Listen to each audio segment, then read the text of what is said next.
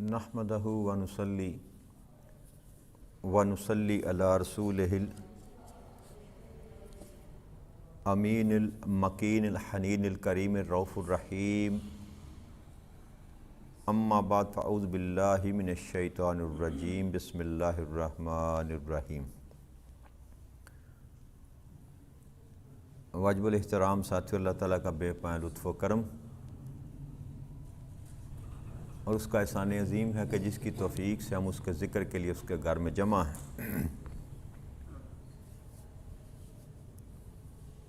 آج ہم اللہ کی توفیق سے جس آیت کریمہ پر گفتگو کریں گے وہ ہے سورہ البقرہ کی آیت نمبر 186۔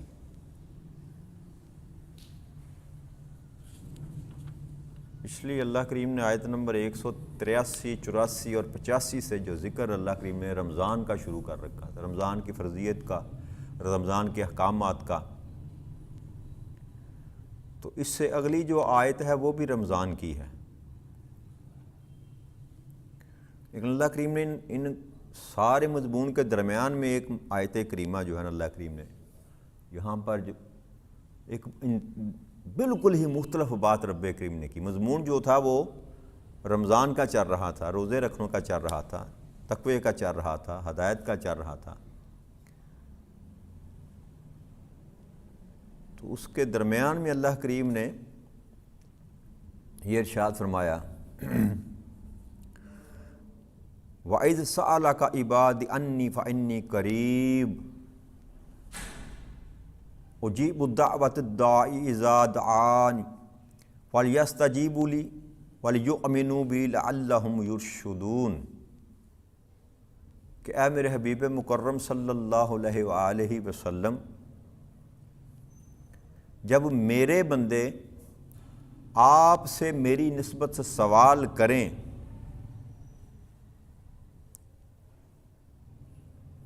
تو آپ ان کو بتا دیں کیا؟ فَإِنِّي قریب، کہ میں قریب ہوں، میں قریب ہوں۔ اور پھر یہ بنا اللہ کریم نے ارشاد فرمایا کہ میں پکارنے والے کی پکار کا جواب دیتا ہوں جب بھی وہ مجھے پکارتا ہے، پس انہیں چاہیے کہ میری فرما برداری اختیار کریں اور مجھ پر پختہ یقین رکھیں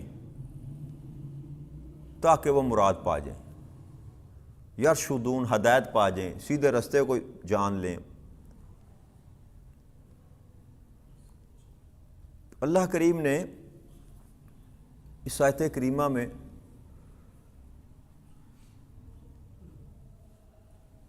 جو ذکر کیا وہ پہلی بات اللہ نے یہ فرمائی وَإِذْ سَأَلَكَ، کہ جب آپ سے سوال کریں۔ آپ سے کس سے سوال کریں؟ نبی اکرم صلی اللہ علیہ وسلم سے سوال کریں۔ پہلی بات اللہ نے کی کہ میرے محبوب جب آپ سے سوال کریں۔ دوسری بات اللہ نے یہاں پر ارشاد فرمائی عبادی، کون سوال کرے؟ میرے بندے۔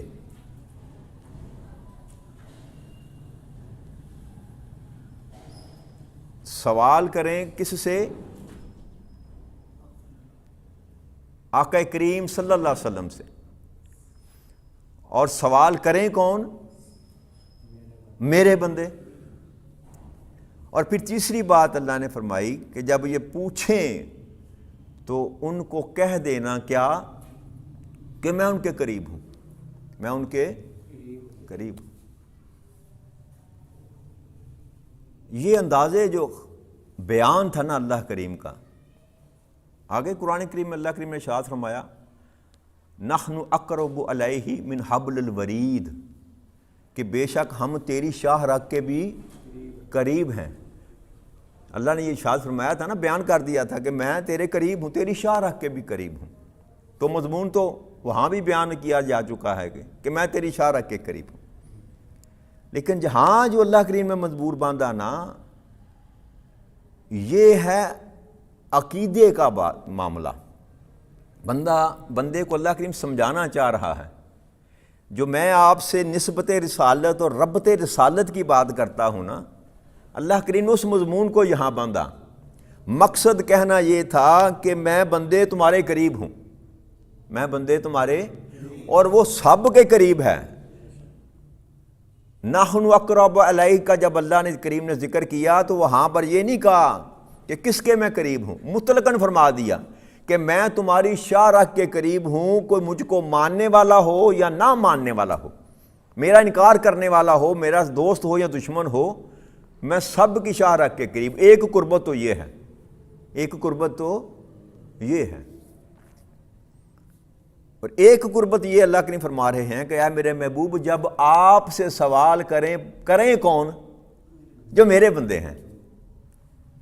اب ساری کائنات میں اگر تخلیق کے حساب سے حساب کیا جائے تو ساری مخلوق خدا کی ہے، ساری مخلوق، لیکن سب کو اللہ اپنا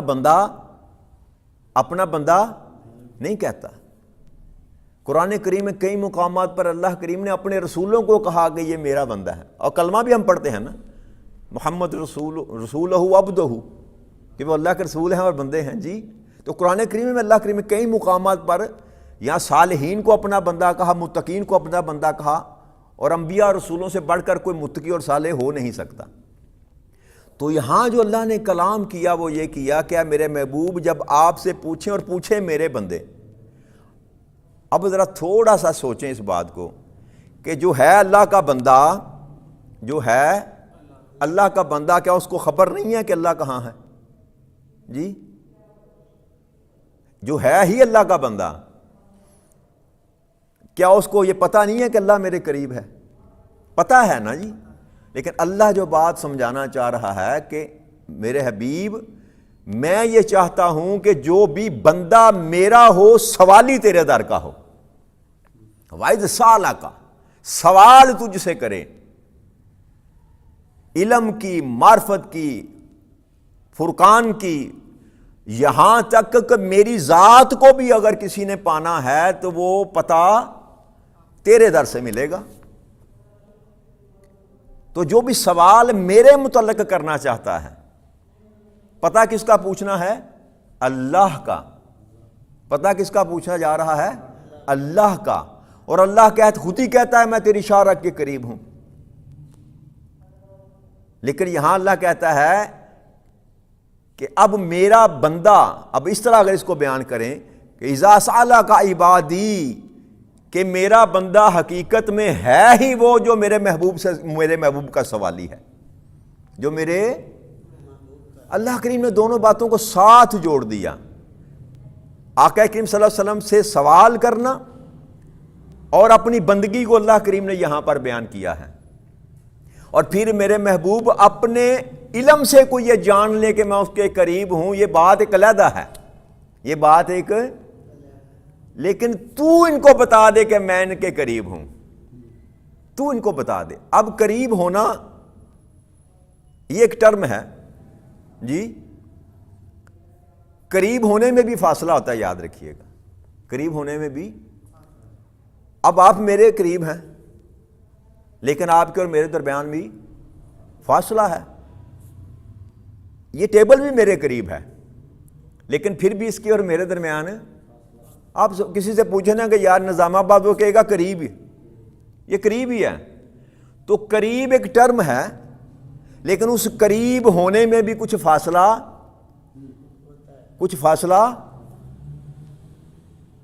لیکن قرب میں فاصلہ نہیں ہوتا۔ اللہ جو بات کر رہا ہے وہ بات قرب کی کر رہا ہے، قریب تو وہ سب کے ہے، قریب تو وہ سب کے ہے۔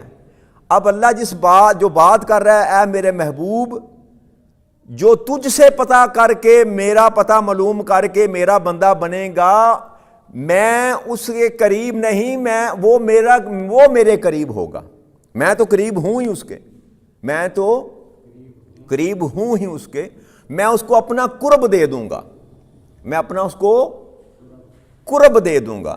تو قریب ہونے میں اور قرب ہونے میں فرق ہے، یاد رکھیے گا۔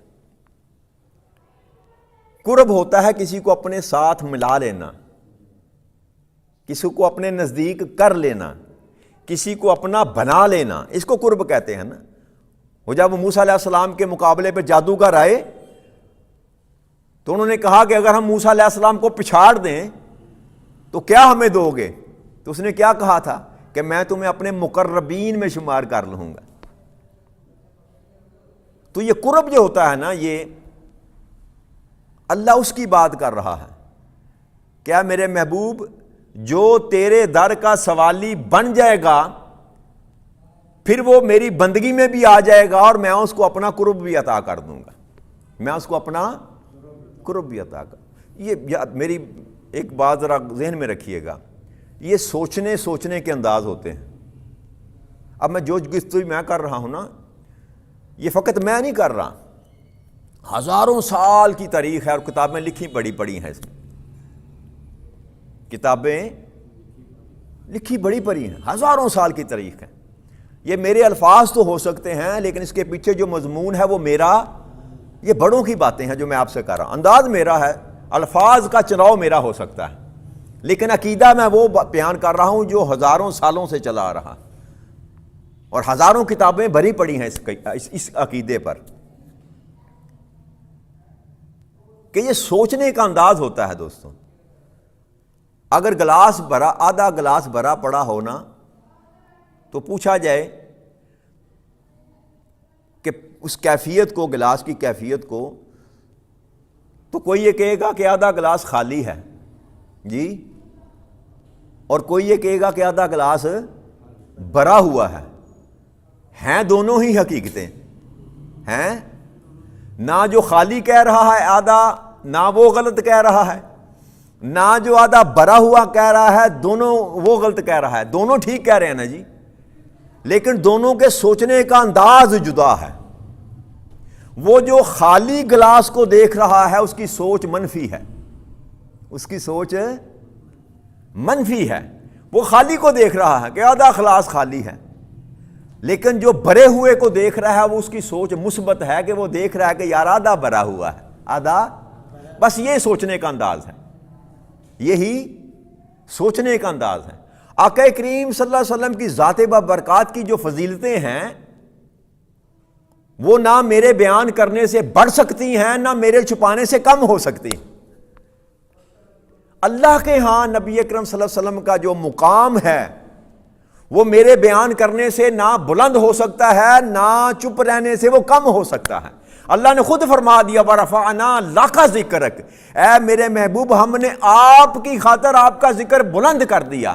تو جس کا ذکر رب بلند کرے اس کو ہمارے ذکر کی ضرورت، بس اللہ بہانے سے، طریقے سے جو ہے نا اللہ کریم بتانا چاہتا ہے کہ یہ جو ربط رسالت ہے نا، میرے اس محبوب کے در کو چھوڑ کر اگر تم میرے در پر آنا چاہو گے تو پھر تمہارے لیے میرا دروازہ بند ہے۔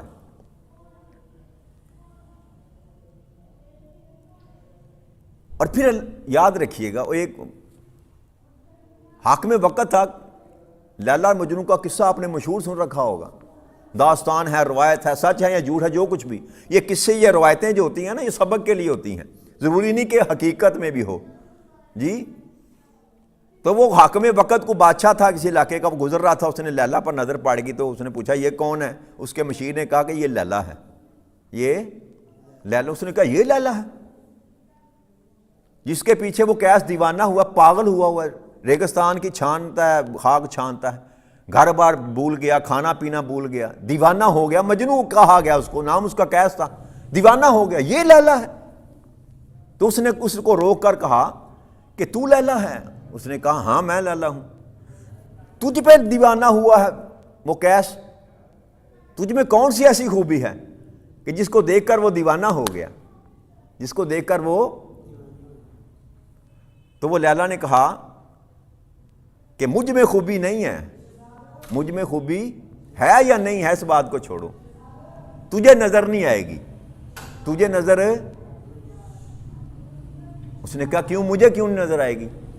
اس نے کہا اس لیے کہ تیرے پاس مجنوں کی آنکھیں نہیں ہیں، مجنوں کی، لیلا کے حسن کو دیکھنے کے لیے مجنوں کی آنکھیں چاہیے۔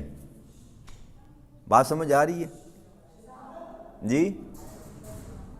لیلا کے حسن کو دیکھنے کے لیے مجنو کی آنکھیں چاہیے، ورنہ سارا زمانہ جاگ یہی کہتا تھا کہ وہ کالی کلوٹی تھی، ظاہراً شکل و صورت میں وہ حسین و جمیل نہ تھی، لیکن لیلا کے محبت میں مجنو اس کے گلی کے کتوں کو بھی پاؤں چومتا تھا۔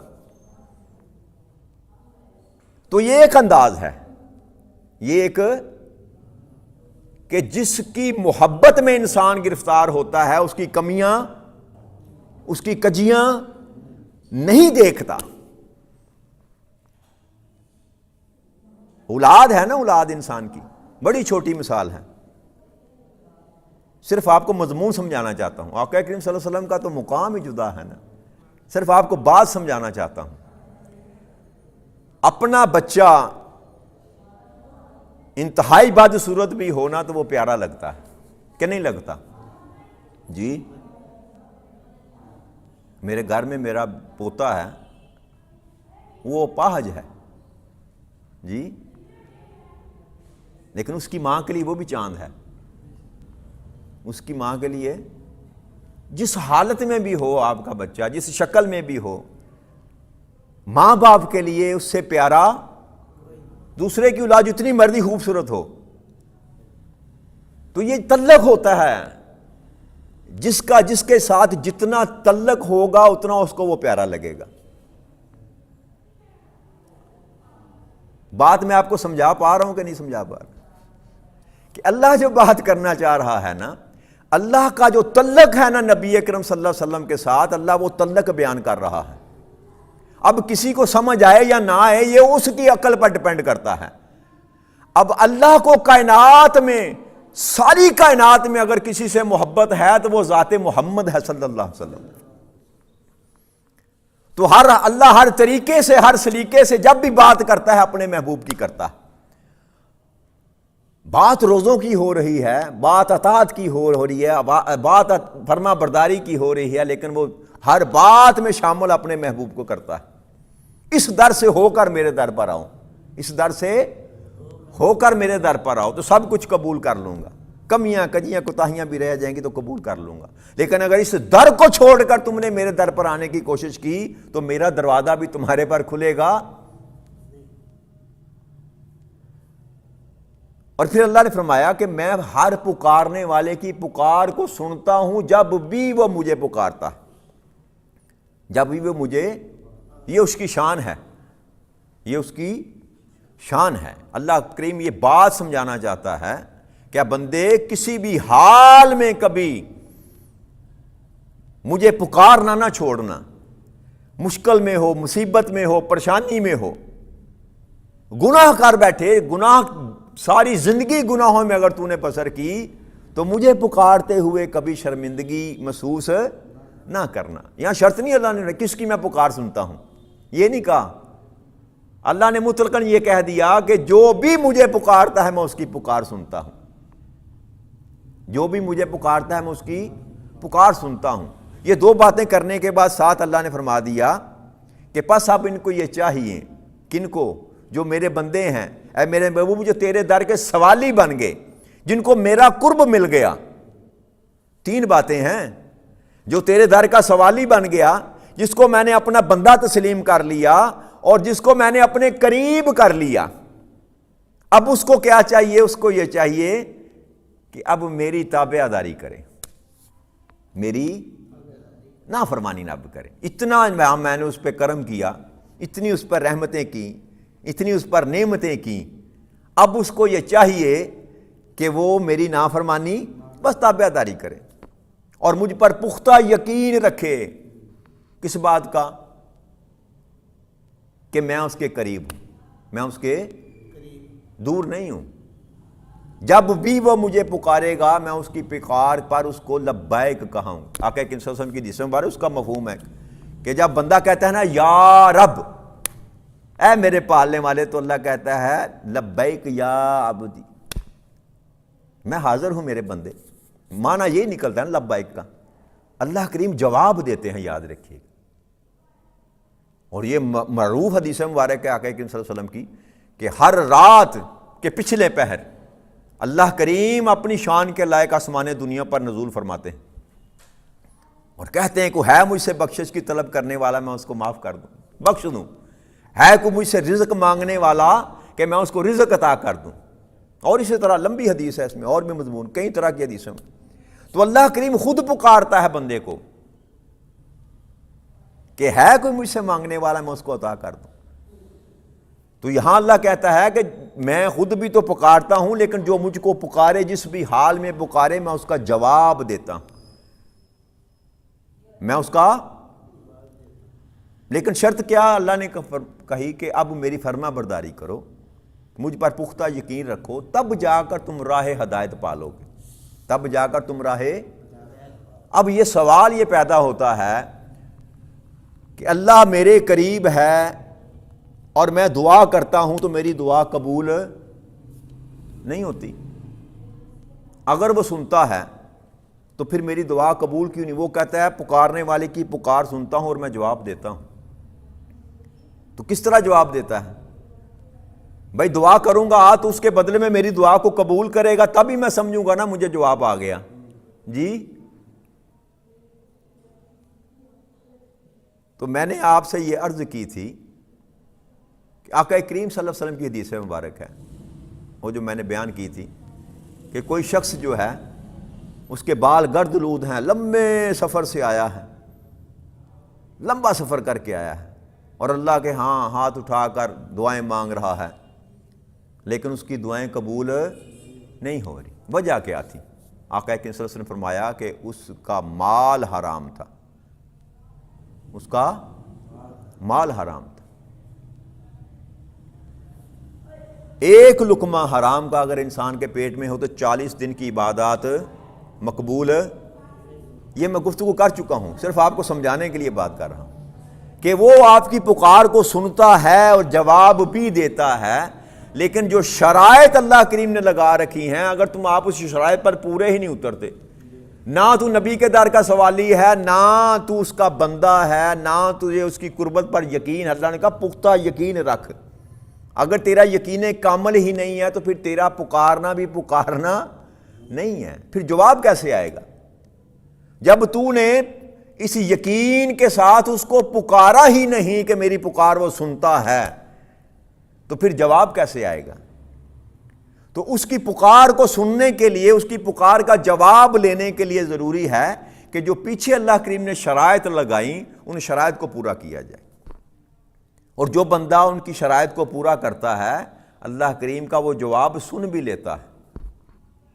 پہلے کبھی دور تھا لوگ رات کو اٹھ کو مناجات کیا کرتے تھے، مناجات کیا کرتے تھے. مناجات ہوتا ہے سرگوشیاں کرنا اللہ کریم کے. جب کوئی نہ ہو، جب کوئی نہ ہو، آپ بیٹھے ہیں اور آہستہ آہستہ اللہ کریم سے باتیں کر رہے ہیں، اس کو مناجات کہتے ہیں. تو جب مناجات کرنے والے لوگ موجود تھے تو ان کی ملاقات بھی ہو جاتی تھی، اللہ ان کے قریب ہوتا تھا. تو اب مناجات کا دور جاتا رہا، مناجات کرنے والے چلے گئے تو پھر ملاقات بھی نہیں ہوتی. تو اس لیے لوگوں کے عقیدے خراب ہو گئے کہ اللہ کسی کے قریب آ ہی نہیں سکتا، اللہ کسی کے قریب ہے ہی نہیں، اللہ کسی سے ملتا ہی نہیں. اللہ آج بھی موجود ہے، اللہ کا قانون بھی موجود ہے، اللہ کی دعوت بھی موجود ہے، اللہ سمیع و بصیر بھی ہے، وہ سنتا بھی ہے، وہ دیکھتا ہے. یہ کمزوری ہماری طرف سے، غلطی ہماری طرف سے ہے. ہم نے پکارنے کی طرح اس کو کبھی پکارا ہی نہیں. پکار کر دیکھیں تو صحیح، پکار کر دیکھو تو صحیح. پھر یہ گلہ ہمارا ختم ہو جائے گا کہ وہ جواب نہیں دیتا. وہ جواب دیتا ہے، کیوں؟ اس نے جب کہہ دیا کہ میں پکارنے والے کی پکار کا جواب دیتا ہوں اور اللہ کی بات کبھی حق کے سوا ہو نہیں سکتی. یہ حق ہے کہ اللہ وہ جواب دیتا ہے. اب اگر مجھے جواب موصول نہیں ہو رہا تو یہ میرے کانوں کی خرابی، مجھ تک آواز نہیں پہنچ رہی تو مجھے اپنے کان درست کرنے چاہیے. اور یہ جسم کے کان نہیں میں بات کر رہا، روح کے کانوں کی بات کر رہا ہوں. اللہ جسم سے پاک ہے نا جی، تو وہ جسمانی طور پر نہیں ملتا، وہ روحانی طور پر ملتا ہے. جس نے اللہ کے ساتھ تعلق جوڑنا ہے وہ جسم کا تعلق نہیں جوڑ سکتا، وہ روح کا تعلق جوڑے گا. آپ کی روح پکارے گی تو آپ کی روح کو جواب ملے گا۔ ہم جسم کے ساتھ اللہ کو پکار کر جواب کے طالب ہیں، کلیہ ہم نے غلط اڈاپٹ کر لیا۔ وہ روح والوں کو ملتا ہے، وہ جن کا سارا وجود روح کی شکل اپنا لیتا ہے، سارے کا سارا وجود جن کا روح کی شکل اپنا لیتا ہے، اللہ پھر ان کو ملتا ہے۔ اور کئیوں کو رات کی تنہائی میں ملتا ہے، کئیوں کو سرے راہ بازار میں چلتے ہوئے بھی ملتا ہے۔ پھر زمان و مکان کی قید نہیں رہتی۔ ہمارا مسئلہ صرف یہ ہے کہ ہمارا شمار ان لوگوں میں نہیں ہوتا۔ ہماری آئی سائٹ کمزور ہے نا جی، میری حد نگاہ ہے، میں یہاں سے 20-30 فٹ دیکھ سکتا ہوں، کوئی 40 فٹ دیکھ سکے گا، کوئی 50 فٹ دیکھ سکے گا، اتنا ہی ہے نا جی۔ تو وہ آئی سائٹ بھی تو چاہیے نا جو اللہ کو دیکھ سکے، وہ قوت سماعت بھی تو چاہیے نا میرے دوستو جو اللہ کی آواز کو سماعت کر سکے۔ تو وہ ان کانوں اور ان آنکھوں سے کوئی دنیا میں اس کو دیکھ، اللہ کی آواز کو سننا ہے، اللہ کو دیکھنا ہے تو روح کے کان سے اور روح کی آنکھوں سے دیکھنا ہے۔ اور سارا مضمون جو اللہ کریم بیان کر رہا ہے وہ بات ہی روح کی کر رہا کہ اب رستہ تجھے میں نے بتا دیا، جو چاہتا ہے کہ میری بندگی میں آ جائے، جو چاہتا ہے کہ اس کی پکار کا میں جواب دوں، بس رستہ یہ ہے، اس رستے کو اڈاپٹ کر لو۔ تو جب بھی مجھے پکارے گا میں تمہیں جواب دوں گا، تو اپنے پاس مجھ کو پائے گا، تو مجھے اپنے پاس پائے۔ اللہ کریم ہمارے عقیدے کو درست کر دے، اور یہ خالی جو ہم کرتے ہیں نا عبادات، رسمن جو عبادات کرتے ہیں، اس سے ہماری جان چھوٹ جائے، اور عبادت کی حقیقت کو سمجھ کر اللہ کریم کے ساتھ اپنا تعلق مضبوط کریں کہ جب بھی اس کو پکاریں اس کی طرف سے ہمیں جواب موصول ہو اور ہمیں پتہ چلے کہ رب کریم کا جواب آیا۔ تو اللہ کریم سے اس دعا کے ساتھ کہ اللہ ہمیں وہ کان عطا فرما دے، ہمیں وہ آنکھیں عطا فرما دے کہ جو تیری آواز کو سن سکیں، جو تیرے جواب کو موصول کر سکیں، جو تیرا دیدار کر سکیں اس دنیا میں۔ وما علینا الا البلاغ المبین۔ والسلام علیکم۔